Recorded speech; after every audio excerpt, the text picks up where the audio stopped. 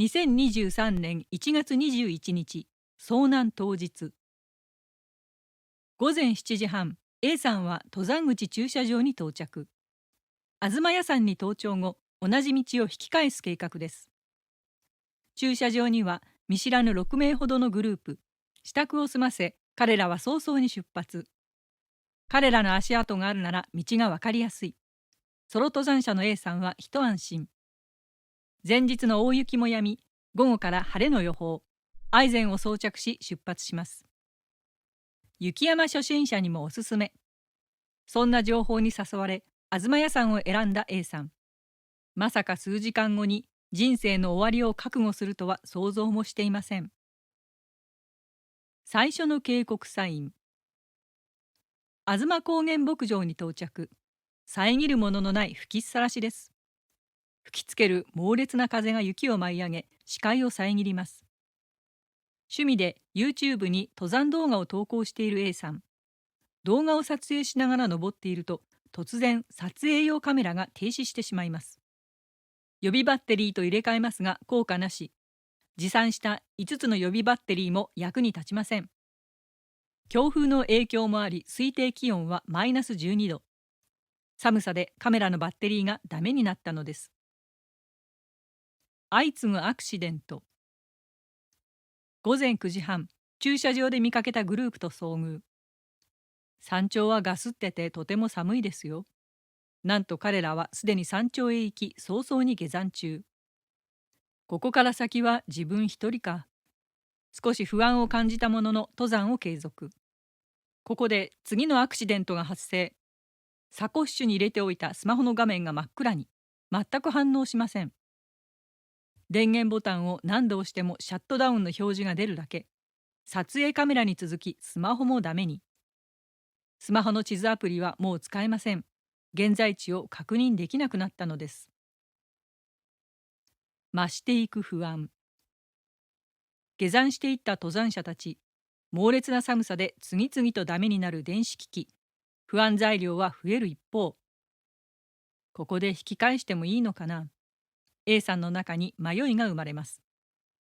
その場で A さんが悩んでいると、後ろから登ってくる登山者を発見。山頂まであとどれくらいか A さんに教え、そのまま山頂へ向かいます。先を歩く登山者の姿に不安が薄れていく A さん。紙の地図もコンパスも持っている。地図にはしっかり時北線も引いてあります。スマホがダメでも地図とコンパスがあれば現在地を把握できる。問題ないと判断し、山頂を目指すことに。この過信が後に A さんを窮地に追い込みます。吹きつける強風、痛いほどの寒さ。フードを深くかぶり、うつむいて登ります。ハイテンション。山頂に到着した A さんを待っていたのは、見渡す限りの絶景。澄み切った青空、輝く雪面。北アルプスから富士山、そして浅間山までもが見渡せます。雪の世界は圧倒的に美しい。この言葉に惹かれ、冬山登山を始めた A さん。絶景を前にテンションは最高潮。心ゆくまで美しい世界を満喫。気づけば山頂には A さん一人。数組いたはずの登山者の姿は消えています。A さんは最後の下山者になったのです。最初のミス。午後12時半、下山開始。真っ白な雪面と青空、その向こうに広がる山並み。絶景に見とれながら快適に進む A さん。雪面に残る足跡が道しるべ。これが遭難の始まりとなります。実は A さん、来た道を引き返すつもりが、菅平牧場に向かう別のコースを進んでいるのです。しかし、絶景に心を奪われている A さん、まさかミスを犯しているとは思わず、どんどん降りてしまいます。かすかな違和感。下山開始からしばらくすると、目の前には登りでは見た記憶のない岩。特徴的な岩なのになぜ記憶にないんだろう。かすかな違和感を覚えます。しかし、登りは視界も悪く、強風を避けフードをかぶって登っていた A さん。天候のせいで岩を見落としたに違いない。そんな都合の良い解釈で心に生じた違和感を押し殺します。いつもならスマホですぐに現在地を確認できますが、スマホは使えません。わざわざ紙の地図を取り出し確認する必要性も感じず、そのまま下山を継続してしまいます。進むにつれ、だんだん不明瞭になる足跡。しかし、もう少し行けば足跡があるはずと都合の良い解釈を繰り返してしまいます。事態の深刻化。足跡は見つからず急になっていく傾斜。場所によっては膝まで雪に埋まります。午後2時半ごろ、初めて A さんが足を止めます。眼下に見えるのは確かに今朝登ってきた東高原牧場。しかし、全く見覚えのない標識が立っています。標識には東高原の文字。今朝ここを通ったなら足跡があるはずですが、あるのは自分の足跡だけ。さらに標識は谷底を指しています。今朝通ってきたのは尾根を歩く道です。谷へは降りていません。これ以上の違和感を無視できなくなった A さん。紙の地図を取り出し現在地を確認。しかし地図には標識が示す谷に降りて東高原に至る道はありません。実は標識が指しているのは夏山ルート。しかも正規の登山道ではありません。そのため地図には載っていないのです。いくら地図を見ても自分がどこにいるのか見当もつかない A さん。紙の地図とコンパスで現在地がわかると過信していた自分の未熟さと愚かさを痛感。窮地に追い込まれた A さんですが、実は GPS 機能付きのスマートウォッチを腕にはめています。寒さにも強く今も起動中です。しかし位置情報が確認できるとは知らない A さん。スマートウォッチに意識が向きません。引き返せない心理。天候が悪く周りを見ていなかったから見落としたんだ。すぐ足跡が見つかるはずだ。ここまで都合の良い解釈を繰り返してきた A さん。自分がどこにいるかもわからない現実に直面し、大丈夫という根拠のない自信が消し飛びます。事態の深刻さを理解した A さん。道迷いという現実を受け入れます。頭に浮かぶのは道迷いの鉄則です。来た道を登り返す、沢には下るな。しかし振り返り見上げると山頂ははるか先。膝まで埋まる雪をかき分け、山頂へ登り返す決断ができません。山頂まで戻らなければ正しい道はわからない。頭では分かっているのに下山をやめられないのです。朝通った道を少し外れているだけかもしれない。もう少し進んでみよう。足跡を探しながら谷へ降り続けてしまいます。選べない正しい道。どんどん深くなる雪、さらに険しくなる斜面。何度も雪に足を取られ転倒。おかしい。こんな道であるはずがない。戻らないと取り返しのつかないことになる。戻れという強い心の叫びに背中を押され、A さんは引き返し始めます。しかし下るのもつらい雪の急傾斜。登り返す辛さは下りとは比べ物になりません。一歩一歩あえぐように登りますが、その歩みは亀のようです。こんなペースでは山頂まで何時間もかかる。下山までに日が暮れてしまう。結局想像以上の登りの辛さに A さんは敗北。再び下り始めるのです。人生の終わり。下るにつれさらに状況は悪化。道はより険しくなり何度も転倒。深い雪が体力を奪い気力も削ります。刻一刻と過ぎていく時間。野営の装備はなく、日暮れは絶望を意味します。追い込まれたこの状況から抜け出す方法が見つかりません。遭難したんだ。最後の望みをかけスマホを再起動。しかし画面は真っ暗。祈りは通じません。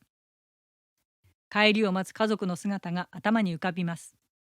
大切な人に感謝の思いも伝えられない。雪山で一人、体力も気力もなく、現在地もわからない。A さんの危機に気づく人はいません。ここで人生が終わってしまう。心が折れ、すべてを諦めそうになったその時、胸の奥にさまざまな思いが湧き上がります。やり残したことがまだまだある。このまま諦めてたまるか。口をついて出たのは、絶対に家に帰るという言葉。A さんはこの言葉を何度もつぶやきます。つぶやくたび、内から力が湧いてきます。冷静になり気力を取り戻した A さん。生き残るための行動を開始します。絶対に生きて帰る。まずは荷物の整理。ヘッドライトや水筒をすぐ取り出せる位置に移動。リュックの外につけていたカメラなどはすべて中にしまいます。次に衣服。下着のパンツの中に肌着の裾を挟み込み、絶対に背中が出ないようにします。そしてスマホ。中に着ていた服のお腹にあったポケットにしまい、上から押さえ体温で温めます。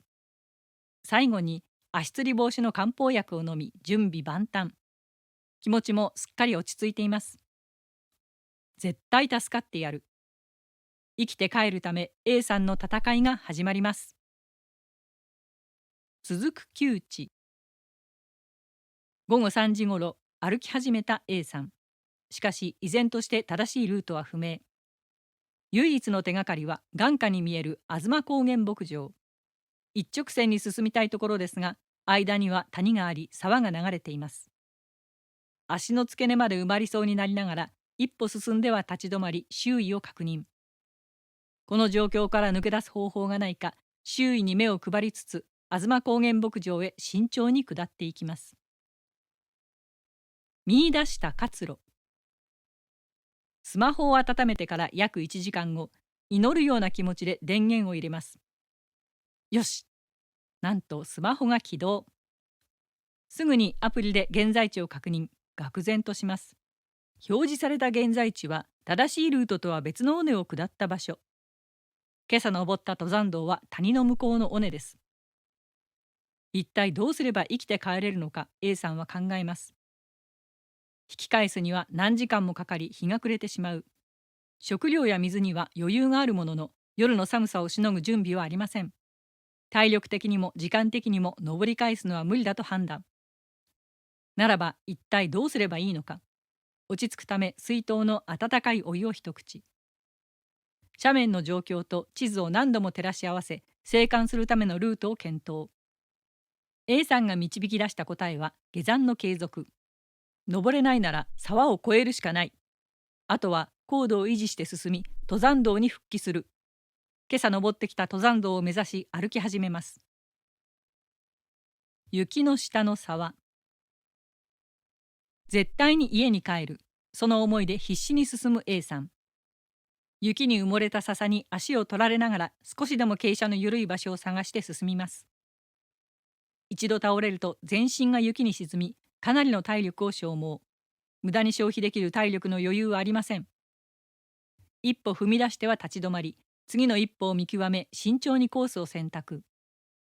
異様に頭が冴えているのを感じます。なんとか下りきり、沢を渡る場所に到着。沢は雪で覆われ、流れは見えません。もし雪を踏み抜き沢に落ちれば、そこで全てが終わってしまいます。A さんはストックを最大限に伸ばし、一歩ごとにストックで雪の下を探り足場を確認。無事沢を渡りきります。迫る夕闇。ここからはひたすら水平移動。雪は深く這いつくばるように進む A さん。伸ばしたストックを両手に持ち、浮力として活用。必死で登山道の合流地点を目指します。午後5時ごろ、道迷いから約4時間後、登山道への復帰に成功。無事遭難から脱出できたのです。この瞬間、A さんの心拍数は最大値を記録します。今朝登った登山道を下りながら振り返ると、夕闇に沈んでいく吾妻屋山。辺りはみるみる闇に包まれていきます。A さんはヘッドライトをつけて下山を継続。足元の明かりを頼りに進みます。午後5時半、出発から10時間後、駐車場に到着。辺りは完全に真っ暗。残っているのは A さんの車だけ。もちろん人影もありません。初心者におすすめの雪山で一人、一時は死を覚悟した A さん。危機的状況でも諦めず生存の道を模索。無事生きて帰ることができたのです。家族のもとへ。無事帰宅した A さん。家族のお帰りなさいが心に染みます。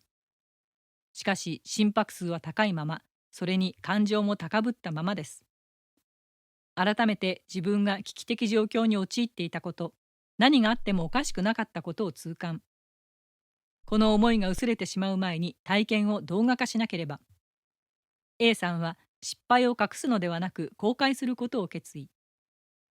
なぜ道迷いをしてしまったのか、そしてなぜ生きて帰ることができたのか。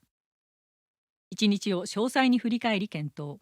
そしてこの日のリアルな感情や思考を動画化します。たとえ叩かれたとしても失敗を公開することで自分と同じ遭難の罠にはまる人が減るかもしれない。経験を伝えることが生還した自分の使命と考えたのです。スマホは登山の命綱。紙の地図とコンパスは持っていた A さん。スマホの電源が入らなくなった状態で道に迷い、現在地確認は地図アプリ頼みだった状況。スマホのバッテリーは文字通り命綱。スマホなしで現在地を知る方法は後ほど考えますが、まずは寒冷地でバッテリーをいかに守るか。過去動画八ヶ岳でお話しした内容を抜粋してご紹介します。詳しくは該当の動画をご覧いただければと思います。コメント欄にリンクを掲載します。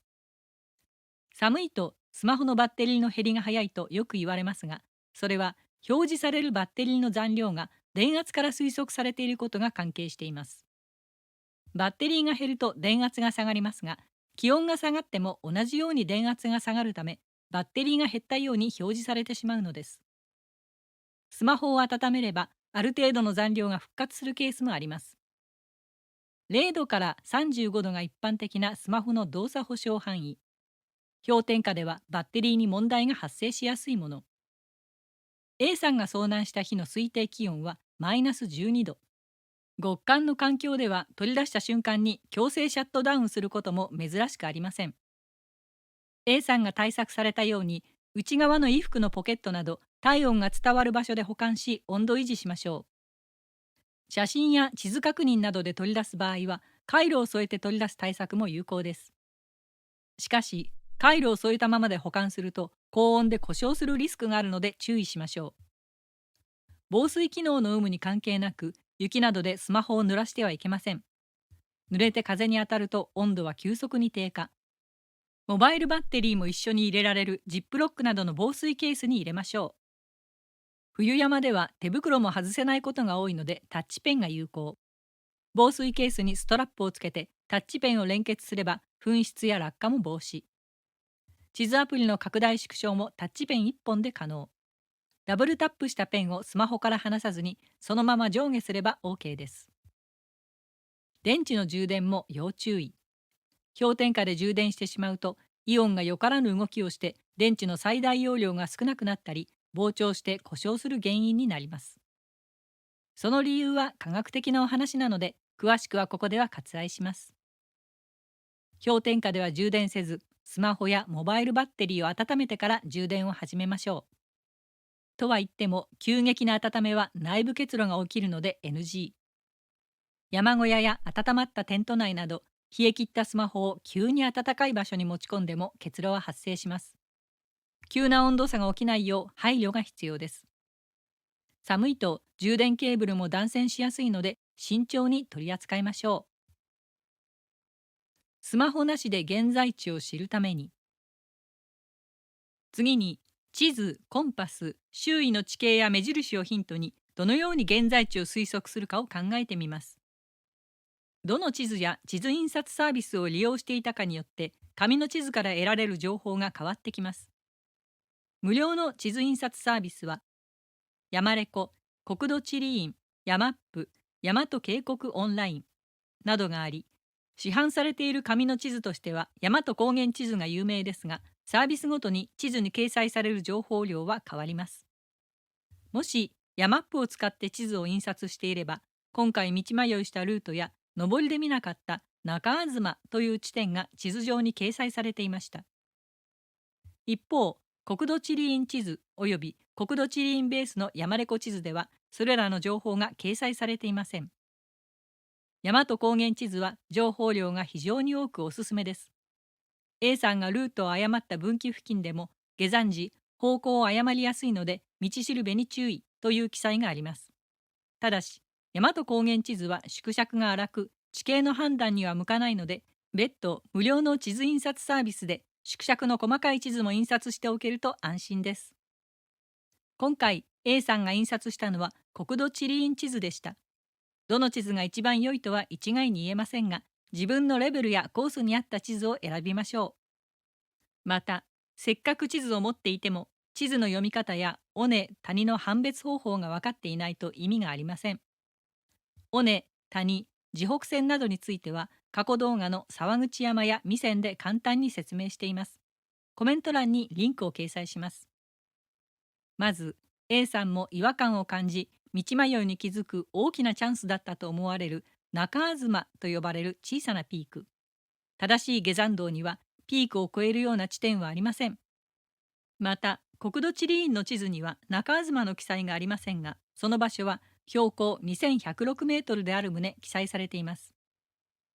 A さんは GPS ウォッチを持っていたので、現在地の標高はある程度わかります。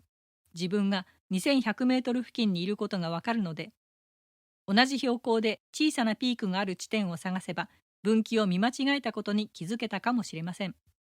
また、昨今の GPS ウォッチにはラップと呼ばれる機能があり、特定の地点でラップを記録することで、その地点からの移動距離や標高差を確認できる場合があります。例えば、頂上を出発する前にラップを記録しておけば、下山開始以降で移動した距離や標高差を確認することができ、迷った際のヒントになるかもしれません。次に、A さんが違和感を無視できなくなり、立ち止まって地図を取り出した地点。標高は1950メートル程度。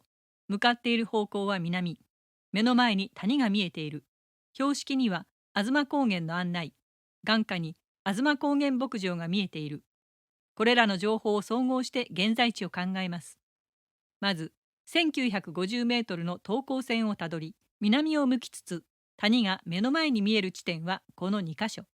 しかし、こちらの地点は眼下に東高原が見えている状況とは言えません。消去法でこちらにいる可能性が高くなります。仮にここで現在地が分かったとしても、登り返す体力も時間もなかった A さん。結果として A さんが取った行動が最善だったのかもしれません。もしくは遠回りになりますが、傾斜の緩い西側の斜面を下り、標高1550メートル付近の谷を渡る橋と道を使って安全に登山道に復帰するという選択肢も考えられます。その場合、左に谷に向かう傾斜のきつい斜面を見ながら、その肩を進むように下れば、自然と1550メートルの橋付近にたどり着けそうです。一見遠回りのようですが、橋地点から東高原牧場に続く道路が歩きやすければ、時間的には早い可能性も期待できます。多くの登山者が上りでは複数の登山ルートが合流している地点に気づかず、下山時に別のルートに進み道迷いしてしまいます。体力、時間、装備に余裕がないと間違った方向に進んだ後、気づいても戻れないという A さんが体験したようなジレンマに陥ってしまいます。そして下山一択となり、場合によっては取り返しがつかないことになってしまいます。このよくある問題を回避するには、登りの際、尾根や登山道が合流している地点を写真に撮るか、標高をメモするなどして記録。下山時に間違ったルートに進まないように注意します。また、合流地点で下山方向の眺めも記録しておき、正しいルートを把握することも有効です。動画公開後、寄せられたのは様々な意見。その中にこんなコメントがあります。あなたが道しるべを見失ったからこそ、これから登山する人への道しるべが示されました。道迷いに陥ってしまう遭難者のリアルな心理と思考、その一部始終を赤裸々に公開した A さんの動画。A さんが公開してくださった動画は、まだ危険を知らぬ登山者のための確かな道しるべとなっています。厳冬期の山の美しさは格別です。しかし、それは厳しさと表裏一体。A さんの記録された素晴らしい絶景と大変勇気ある遭難情報の共有に感謝し、今後の安全で楽しい登山を切に願っています。最後までご視聴いただきありがとうございました。